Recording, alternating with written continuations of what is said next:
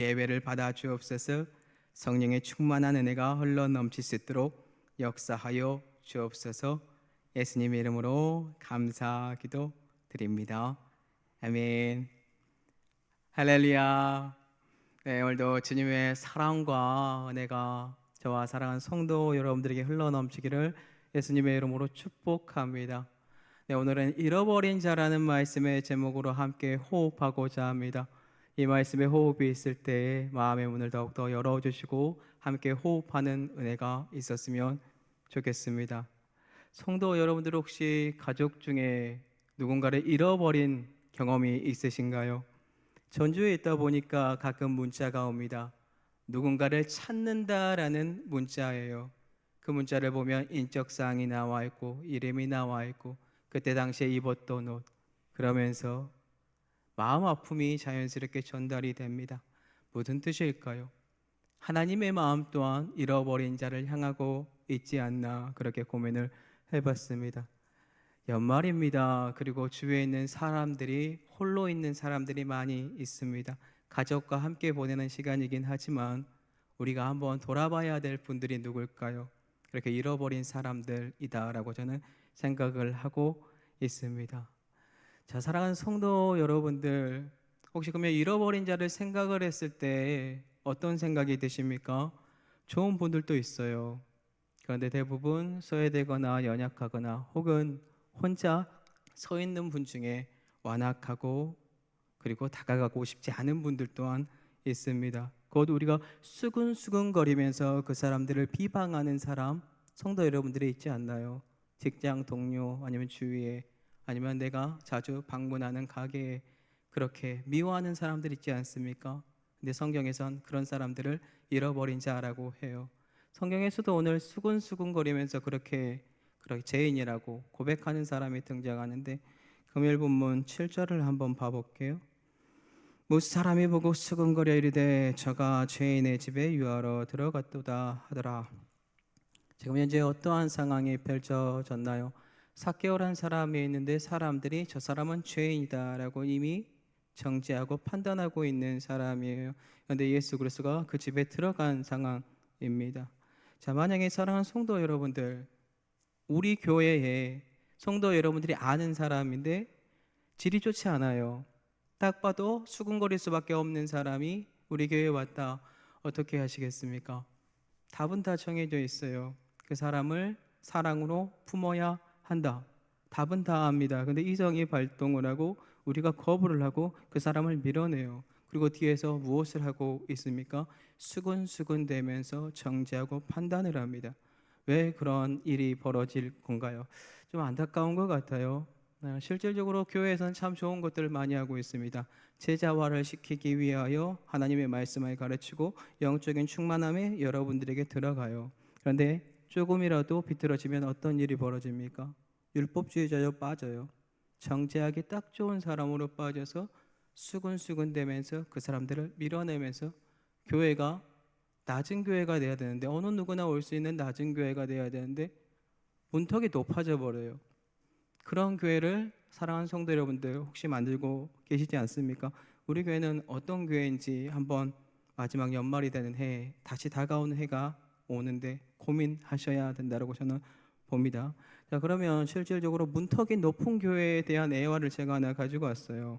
한번 이걸 들어보시고 어떠한 생각이 드시는지, 나는 어떠한지 한번 점검을 해봤으면 좋겠어요. 과거에 백인과 흑인이 서로서로 동등하지 못하던 시대가 있었습니다. 그 시대에 흑인이요, 백인이 사는 지역으로 이사를 가요. 이사 가서 그곳에 살고 있는데 그 사람이 예수를 믿는 사람입니다. 주일이 되었네요. 동네를 둘러보니까 교회가 있어요. 그 교회를 찾아갔어요. 근데 그 교회 가니까 백인들밖에 없고 들어가려고 하니까 거부를 합니다. 당신은 이 교회에 들어올 수 없습니다. 이유가 뭔가요? 백인 우월주의고 자기들만 모여서 예배를 드려야 돼요. 그가 충격 먹고 집에 와서 울면서 기도를 합니다. 하나님이시여 원통합니다. 주님을 만나기 위해 교회를 갔는데 예배를 드릴 수가 없네요. 음성이 들려요. 예수님이 뭐라고 말씀하셨는지 아십니까? 이 흑인에게, 애야, 나도 그 교회에 한 번도 들어가 본 적이 없다. 좀 충격적이지 않습니까? 우리 교회는 어떠한 교회인지 저는 낮은 교회였으면 좋겠어요. 어느 누구나 우리 교회에 들어와서 함께 호흡할 수 있는 교회였으면 좋겠습니다. 뒤에서 계속 수근수근 대면서 누군가를 끌어내리는 것이 아니라 그 사람이 이 교회에 왔을 때 저 사람 그런 사람 아니야? 드러난 죄인이잖아. 그렇게 헐뜯는 것이 아니라 받아줄 수 있는 그런 풍성한 마음들이 우리 교회에 흘러 넘쳤으면 좋겠습니다. 자, 그러면 오늘 본문에서는 어떠한 일들이 벌어졌어요? 세상적인 관점을 한번 투여를 해볼게요. 정죄할 수밖에 없고 판단할 수밖에 없고 수군거릴 수밖에 없으며 손가락질할 수밖에 없는 사람이 등장을 해요. 오늘날로 치면은 실질적으로 우리나라가 식민지 생활을 했잖아요. 친일파 같은 사람이에요. 일본에 붙어가지고 대한민국 사람이 우리의 정보를 팔아넘겨서 자기의 가정에 부를 축적을 해요. 또한 우리의 것을 뺏어가는 사람이에요. 충격적이죠. 야, 저 사람 진짜 못된 사람이다라고 누구든지 손가락할 수 있는 사람이에요. 오늘 본문에 그 사람이 누구죠? 삭개오예요. 삭개오를 오늘 본문에서는 누구라고 어떻게 표현을 하고 있죠? 2절입니다. 삭개오라 이름하는 자가 있으니 세리장이요 또한 부자라.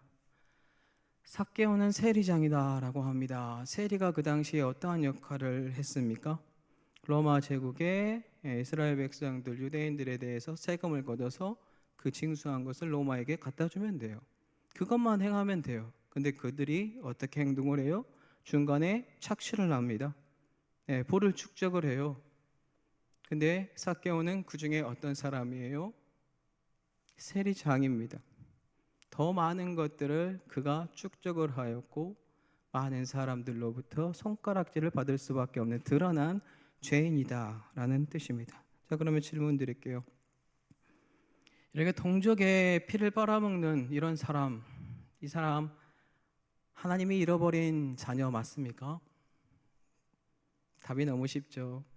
네, 하나님이 잃어버린 자녀라고 해요. 네, 실질적으로 이 사람 예수 그리스도를 만나고자 다가왔어요. 네, 다가왔어요.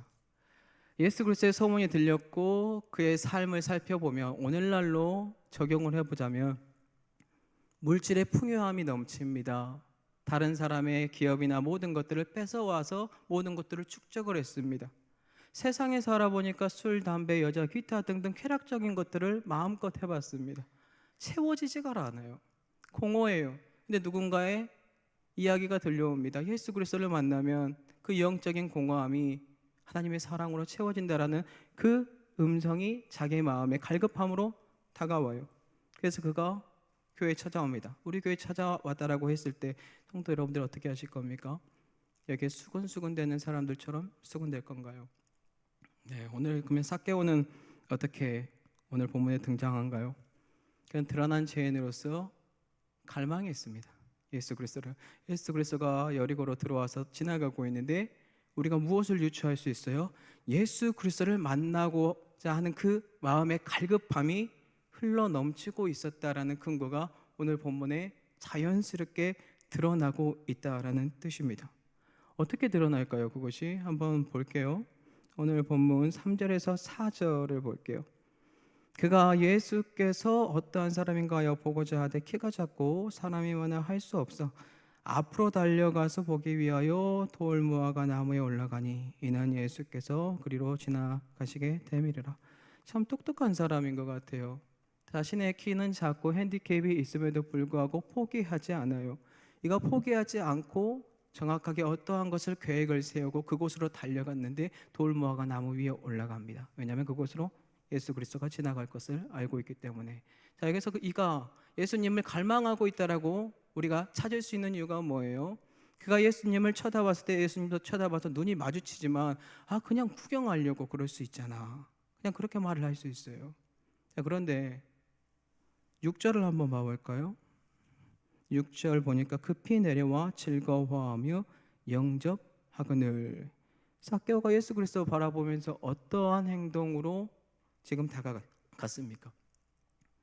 이 사람의 마음에 이미 성령 하나님이 사람들을 통하여 듣게 했고 갈급한 심령을 만들었고 원동력이 되어 자기가 지금 예수님을 만나고 싶어서 그 갈급함 속에 행동을 했지만 이제는 그가 예수님을 영접하면서 받아들일 수밖에 없는 사람, 기쁨으로 그 사람을 영접한 사람이 되었다라고 나와 있어요. 너무나 대단하지 않습니까?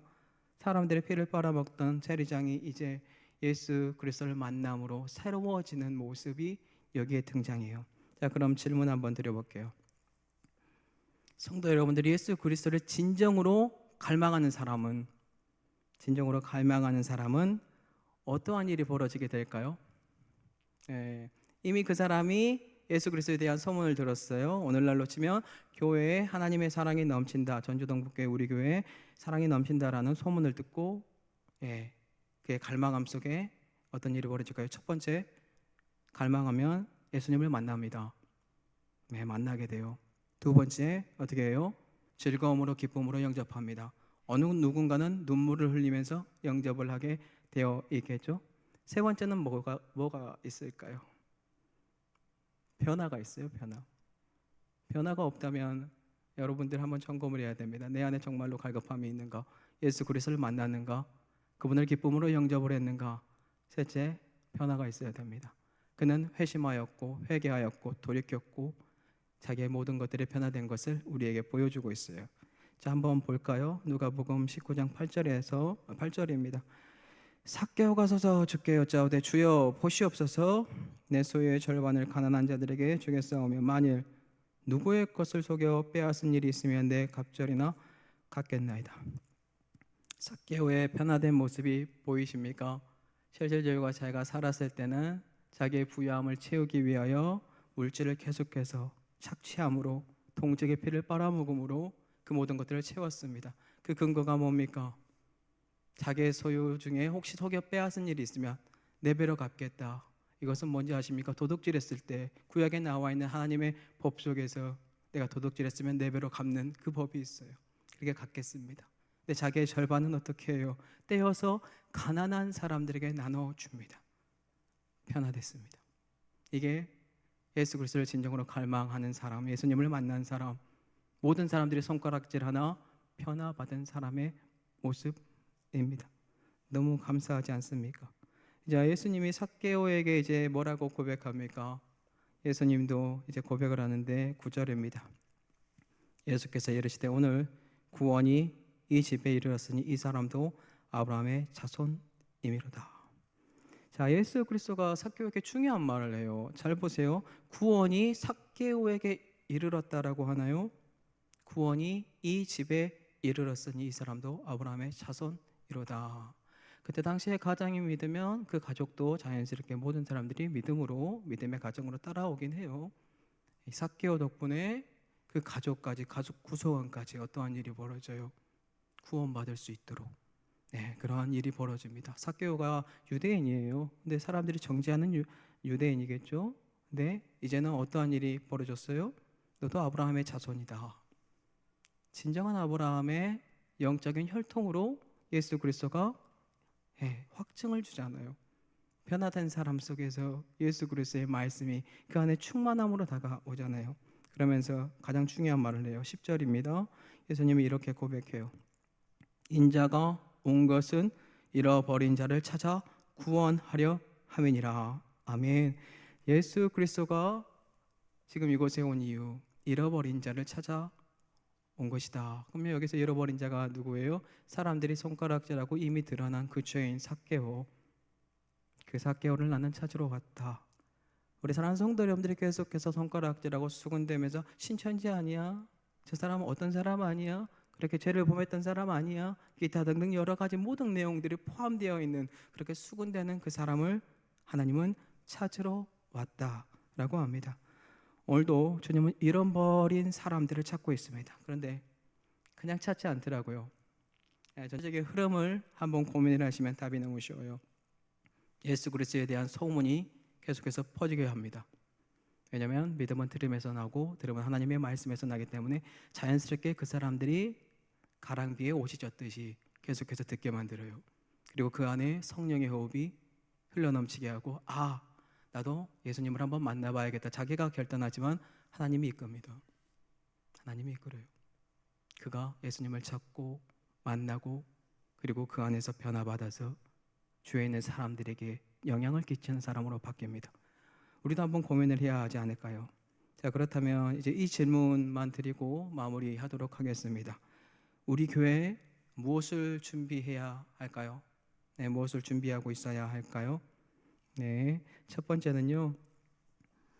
예수 그리스도에 대한 구원의 기쁨, 네, 삭개와 같은 사람들이 들을 수 있도록 성도 여러분들 계속해서 네, 오늘 너무나 감사하게 전도, 왕도 네, 소상하고 그랬죠. 그래서 전도해 주세요. 주위 사람들에게 주의 복음을 계속 전해 주세요. 친한 사람에게만 가서 전하지 마시고요. 네, 모난 사람, 네, 그리고 정말 다가가고 싶지 않은 사람, 그분들에게도 계속해서 주의 복음을 전해 주시기 바랍니다. 자, 두 번째는 우리 뭐 준비해야 되냐면요. 그들이 교회 찾아올 겁니다. 우리 교회 찾아올 겁니다. 수근수근대지 말아 주시기 바랍니다. 부탁드리겠습니다. 그 수근수금이 그 사람에게 들어갑니다. 네, 제가 여기 와서 마음이 아팠던 거는 제가 사랑하는 청년이 2월 달부터 지금 12월 달까지 신천지 아니야 소리를 아직까지 듣습니다. 마음이 아픕니다. 우리는 그가 어떤 사람인지 모릅니다. 예수 그리스도는 가룟 유다를 끝까지 사랑했습니다. 우리가 해야 될 것 사랑입니다. 수근수근 되는 것이 아니라 누가 왔을 때 정착할 수 있도록 사랑하는 성도 여러분들 품어 주셔야 됩니다. 그게 저희들의 신앙입니다. 그리고 세 번째, 우리가 또 뭐 준비해야 될까요? 그 사람들이 예수 그리스도 만날 수 있도록 준비해야겠죠. 교육자인 저희는 뭐 준비하면 되냐면 신실하게 하나님 앞에서 엎드리고 말씀 준비하면 됩니다. 그러면 하나님이 우리를 통하여 말씀으로 그 사람을 만나 주실 거니까요. 성도 여러분들은요, 그 사람들을 여러분들의 성품으로 하나님의 사랑으로 품어주세요. 우리 교회는 너무나 감사하게 새 가족이 오면 등록을 하고 그리고 새 가족 교육을 받은 지도자들이 이제 배치될 겁니다. 그리고 바나바가 있고 그들이 교육이 끝나면 구역으로 편성이 될 겁니다. 성도 여러분들, 구역장님들 관심 가져 주시기 바랍니다. 우리가 그것을 준비해야 됩니다. 말씀을 맺겠습니다. 자, 벌써 2024년 끝자락을 달리는 연말입니다. 가족들과 함께 예수 그리스도의 성탄의 기쁨을 누리는 해죠. 가족들과 함께 나누는 해인데 소외된 사람들이 있습니다. 외톨이들이 있습니다. 그리고 드러난 죄인들이 있습니다. 그 사람들 또한 하나님께서 잃어버린 사람들이니까요. 계속해서 주의 복음 전해주세요. 그러다 보면 성령 하나님의 호흡 속에서 그 사람도 모르게 결단하고 우리 교회에 올 것입니다. 우리 교회에 왔을 때 예수 그리스도를 만날 수 있도록 영접할 수 있도록 준비하시기 바랍니다. 그리고 품어주시기 바랍니다. 그러면 그 사람이 이 자리에서 온전히 정착함으로 말미암아 더욱더 많은 열매들이 흘러넘칠 수 있도록 될 거예요. 그래서 한 성도 여러분들 이러한 은혜와 능력이 저와 성도 여러분들에게 흘러넘치기를 예수님의 이름으로 축복합니다.